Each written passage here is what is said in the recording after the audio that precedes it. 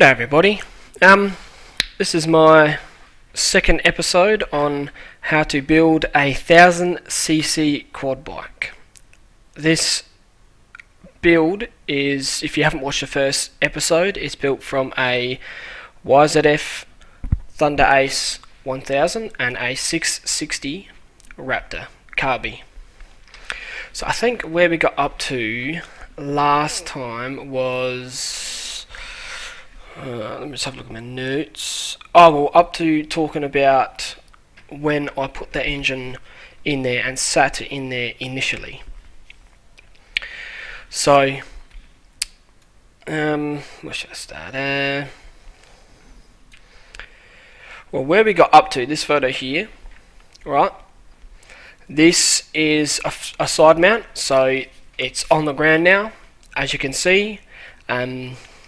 The reason why we were able to put it on the ground is two things. We had the brace across the front, so going from the seat mount, going to the handlebars, that was to spread the frame apart, so when we sat it on the ground it didn't twist together, because it has no top structure now.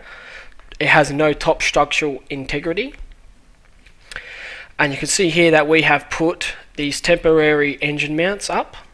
So all they are is they're just they're just a bit of thin flat bar, and all we did was we did it on either side. We made it from the engine mounts where they originally bolted into the frame on the bike to just any bolt hole that you can find that is going to hold the engine into place. Because when you drop the engine on the floor, when we dropped it on the floor, we didn't want it moving at all, because we already got all our, as you can see with the bits of wood that I showed in the last video, we already had all our clearances there.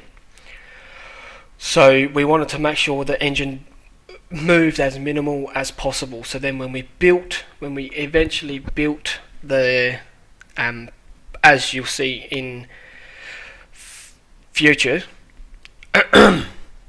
sorry, I'm trying out a new method this time. I'm going to try and use this, and I'm going to try and use audio capture, and hopefully it's better quality than what I had before, because that was horrible. Anyway, so yeah, as you can see here, we have the engine in. It's not mounted. I just call them temporary mounts. They're just to hold the engine into place so we can wheel the bike around and not have to worry about the engine doing this and wobbling back and forth and whatnot. That's if you're ever putting an engine into anything like this, a quad bike, you should always have temporary mounts, because if you don't have temporary mounts, then when you're moving it around, you have that worry that it's going to move the engine. And as you can see here, I don't have a photo of the rear, but one of the first things we did when putting the engine in there and sitting it in the frame was we lined the chain up. So we had to line, because one of the hardest parts on these is when you switch an engine over. So say you put even a 600, a 600 CBR, Jigsaw, whatever you want to do, you have to line the sprockets up, and you have to get them as straight as possible. So that was the first thing we did when it was up off the ground, and that's another reason why we made them mounts, was so it wouldn't move and we wouldn't have to worry about that lining, because you have to get them as straight as possible, because if you don't get them straight, you will never line them up. So you have to have the two cogs, so the rear cog that's on the axle, and the front cog that's in the engine. You have to get them as straight as possible, if you can. That's one of the hardest parts. Alright, so now that we've got that, that's the first bit done. You're good. Now, what we did, you don't necessarily have to do it this way, just we found it easier to do it from the back, middle, and then the top, because at the back, as you can see in this photo here, what this is, all this was just a straight bit of small tube. So I can't remember the measurements of the size tubes that we used in this build, but all that is where it's sitting there, that is sitting where the bolt goes through that connects your whole rear, because these these frames, not the frames, they go into two pieces. So the whole rear section unbolts from the front. All that is that pipe there is going through the top. So that is going through the top bolt of the rear and the main frame. So that's the first thing we did, is we made that, because that was easy. We just cut a bit of pipe and went and make sure we had it tight. So you have to get it tight, so then when you bolt it together, it's not going to pull your frame. You have to have it so when you're putting it in there, it almost like you have to tap it with a hammer just to get it down. So what we did next, because with anything, if anyone ever decides to build a bike like this, pardon me, you want heavy duty everything. So you don't want an aluminium bolt holding the engine up, because that's no, because you are having a lot more weight and power, and you're putting a lot more strain on everything. So all this is here is we had a bit of rod. I think this was it was steel rod, but I can't remember if it was like strengthened steel or if it was just normal steel. I'm making another bolt for it anyway, but it was just a rod.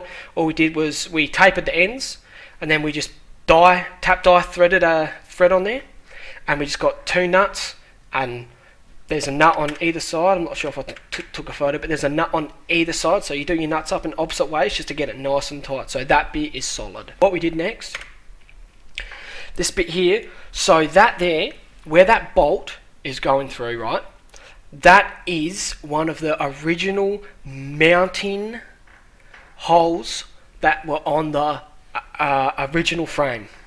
So originally, originally one hole bolt, one big long Allen key bolt went straight through there, and all we have done is we have basically got a bit of tube, same thing, bit of tube. We've cut like a V in it, like that. So say this is the tube here. We've cut here and here, and we've cut a V in it. So then it is able to go up against that top pipe, and then it'll be easier to weld. It'll be easier to weld onto. And all we've done on the bottom of that is in that pipe, we've made two straight cuts down, and we've just put a bit of flat bar in, flat bar through where we've made them cuts, and we just welded that flat bar on, which is basically our mounting, our bolt point. That's where you put the bolt through, and of course you have to drill the hole through as well. That's all simple. You can do this in any way possible. You can probably make it out of square pipe if you want, but we made it out of square tubing. Sorry, not pipe. If you want, we made it out of circular because we just wanted it to be a little bit cleaner, and it sits into the rest of the frame, so it suits the rest of the frame. This is just a top photo here of just that mount again. And here, now just to clarify, these aren't final. This is going to be we are going to be going over this later, possibly welding bits that need to be welded again, and possibly making bits again. All of this was just a starting point. This was just initially we'll start it. We made these bits. I have run the bike. These bits didn't break. Nothing broke. So we know that we're able to use these bits and possibly strengthen them up even more. You can see here, all we have had to do is do what we did in the first one twice, but because of this engine, the starter motor, I believe that's the starter motor there, isn't it? Yeah, the starter motor comes out wide, so we have had to, you can see we have had to have the pipe shorter than the other one, and the straight bar, so it went like this.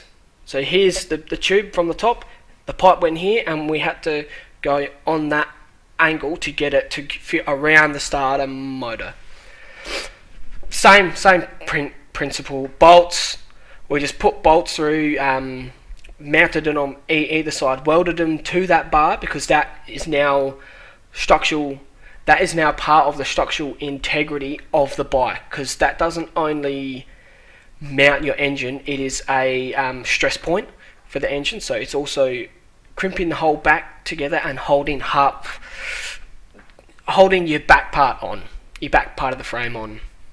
So that was simple. That, I would say it didn't take long, but you'd be quite surprised on how long something so minor, like that looks like it took, what, an hour? But it didn't, because, well, two reasons.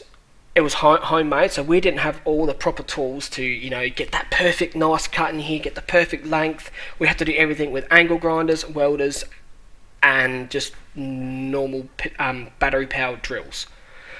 So that's the first mount that we made. That was easy. That didn't take long at all. This is just another angle of the mounts that we made. You can actually see the angle we've had to make that second mount on. You can actually see how much of an angle compared to this one, which is straight. Oh, also, the reason why in this photo here it looks a little bit down like this, like the left engine looks a little bit lower, is because we had to make it. We couldn't get the engine flat, because if we had the engine flat, the cog on the inside, your drive cog, that was sitting slightly too high, and I would rather have the engine a tiny bit. It's not much when you stand front on. Now that we fully mounted it, you can barely see it. I would rather have the cog lined up and the engine slightly crooked. That's just my preference. I mean, we also put a smaller cog on there as well, so we probably didn't have to go as much as what we did, but I would rather be safe than sorry. So this is just a rear view. Yeah, you can't really see from here. Side view, I don't know if I'll put these up. This bit here, this is I'll just get into the second mount now. This is the second mount, so all these are they're just a bit of I believe this was 3mm thick sheet metal, so you know it was about that thick, about that thick, and all it was is, so the sheet metal's here, and we put a little bit of thick tube, so it was like really thick, but not very big, because it only had to fit I think that's a 12mm bolt, I'm not 100% sure, but it's just like that. So as you can see there, that's on both sides. This didn't take long. This was a short and easy job. This one, I'll go through this and then I'll end the video here. You can see there, we've just made them two mounts. Easy. As you can see, I'm not a welder. You know, I'm not a professional welder, but I weld so it works. Doesn't have to be pretty. You know, if I wanted it to be pretty, I could have paid someone. Yep, there's the mount again, there's the other side. So all we've done is where we've mounted them. Alright, where we've mounted them was right next to where your foot pegs of the Raptor, right next to where we mounted it on the inside, and all this is for the bottom bolt. This is the second mount that we made. This was an original mount as well. That was on the road bike frame. So all we've done, nice and simple. Sheet metal, pipe, weld them together. Make sure they're the right length. Make sure you haven't got too much overhang, because then it'll overhang at the bottom. But that doesn't matter, because you can always cut that off later, which is what we had to do, because we had about that much overhang, which is no big deal. It's just a little bit waste of materials. Pipe, I can't remember what size pipe that was, but I know it wasn't very big. But with this, we over-engineered it, so instead of getting pipe this thick, the same as the original piping, we got stuff about 2 times the thickness, because I would rather over-engineer it to be stronger than for it to be weaker and maybe look a little bit nicer. But not that you're going to be able to tell in the end product, as you will see one day. That's basically it for them two mounts. They were time consuming, but they're nothing that they're nothing too challenging. It's just about getting the right measurements. It's about keeping the engine, make sure you have the engine, like once you've measured where you are, like the lengths of everything, because one side was slightly, obviously because the engine was sitting slightly down, one side was slightly longer than the other. All you want to do is once you've measured, you have to make sure the engine stays there, it doesn't move, because otherwise you'll measure it, you might bump the engine and it'll be out, and then you'll have to line up the engine again. And that's another reason why we made them two front temporary mounts, is to make sure the engine didn't move. So yeah, that's it. All we did was put them on the inside so it looked a bit nicer, and sorry, you couldn't have put it on the outside because the your foot peg holes are there. And all we did was weld them in. Easy. As you can see, this photo here, that's the other side. All we did was weld them in. Done. That didn't take long. They were the easiest mounts to make, thankfully. And yeah, as you can see in this mock-up, this is just a mock-up photo here, you can see that there's the mounts there. So there's the mounts that we made there. You can't see that other mount that we made, which isn't necessarily a bad thing, because it wouldn't really matter if you've seen it anyway. And yeah, that's it for the two mounts. That's it for your far rear. Well, on this engine, that was it for the rear top mount and the rear bottom mount. These were nice and simple and relatively easy, still time consuming because of the tools that we had. We had to angle grind everything, and cutting you'd be quite surprised, cutting 3mm sheet metal with just an angle grinder is actually quite time consuming. So that's it. Oh, and we also used washers on either side of these bottom mounts, because washers are just, they gave us that nice little bit of space. So instead of the engine mount rubbing on the engine, you've got that washer that might hopefully spin. That's it. Alright, well that's it for, I believe, yeah, we only probably have about one episode left. So that's it. That's it for episode 2. I hope this helps. If anyone has any questions, and if you think I've missed anything, I don't think I have, just let me know. It's gone longer than what I want again. Just let me know and I'll help out as much as I can. And yeah, that's it. That was nice and simple. Alright, thank you very much. I hope you enjoyed. I hope this is some form of help, and I'll see you in the next episode.